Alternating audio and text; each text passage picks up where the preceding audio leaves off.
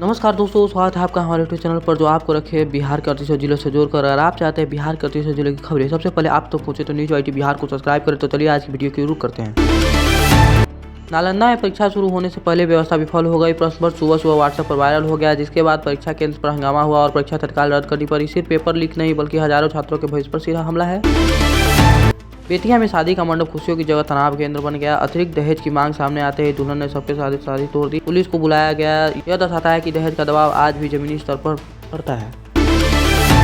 किशनगंज में एक मां की खुशी अस्पताल की देरी के कारण गम में बदल गई। प्रसव के बाद नवजात समय पर इलाज नहीं मिला और डॉक्टर देर से पहुंचे। सरकारी अस्पतालों की आपातकालीन तैयारी पर यह बड़ा सवाल है। सुपौल के बाजार में रात लगी आग में वर्षों की मेहनत को कुछ घंटों में राख कर दिया। दमकल विभाग देर पर पहुंची और दुकानों की पूरी तरह जल गई। छोटे व्यापारी खुलेआम व्यापार को कोस रहे हैं।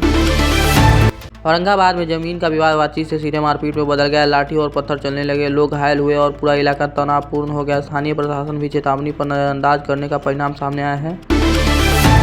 शेखपुरा में बच्चे जब स्कूल पहुंचे तो उन्हें भोजन नहीं मिला। मिड डे मील की आपूर्ति अचानक बंद हो गई। बच्चों को भूख लगने और गरीबी परिवार के लिए यह सिर्फ असुविधा नहीं बल्कि रोज पोषण की कमी है। जम्मू में लोग सुबह उठे तो देखे घर के पास टावर लगाया जा रहा है। स्वास्थ्य जोखिम के डर से स्थानीय लोग सड़क पर उतर गए और काम का रुकावट बना दिया। बिना सहमति किया गया विकास जमीनी विरोध का कारण बन गया। खगड़िया में नया ओवरब्रिज राहत बनने से पहले ही डर का कारण बन गया। दरार दिखते ही वाहन धीमे हो गए और जाम लगना निर्माण गुणवत्ता पर सवाल उठाए जा रहे हैं। अरवल में नौकरी की उम्मीद युवाओं को ठगने का जरिया बन गया। फर्जी निजी कंपनी के नाम पर पैसे लेकर गिरोह लोगों को लूट रहा था, जिसे पुलिस ने पकड़ लिया। बेरोजगारी के दौरान ये युवा सबसे आसान निशाना बन रहे हैं। बांका में पुलिया टूटने से पूरा गांव दुनिया से कट गया। एम्बुलेंस, राशन और स्कूल सब ठप हो गए। मरम्मत में देरी से ग्रामीण की बुनियादी जनरेखा टूट चुकी है। मधेपुरा में ठंड के कारण एक बुजुर्ग की जान चली गई। परिवार का कहना है कि न तो आश्रय मिला न ही कंबल। ठंड से बचाव की तैयारी फाइल तक ही सीमित है। सारण में पेंशन निकालने गए बुजुर्ग खाली खाते लेकर लौटे। ATM धोखाधड़ी और स्मैकिंग का शक है, लेकिन अब तक स्पष्टता नहीं है। नकद पर निर्भर लोग खुद को सबसे ज़्यादा असुरक्षित मान रहे हैं। सिवान में शराब की बड़ी खेप डिलीवरी से पहले पकड़ी गई।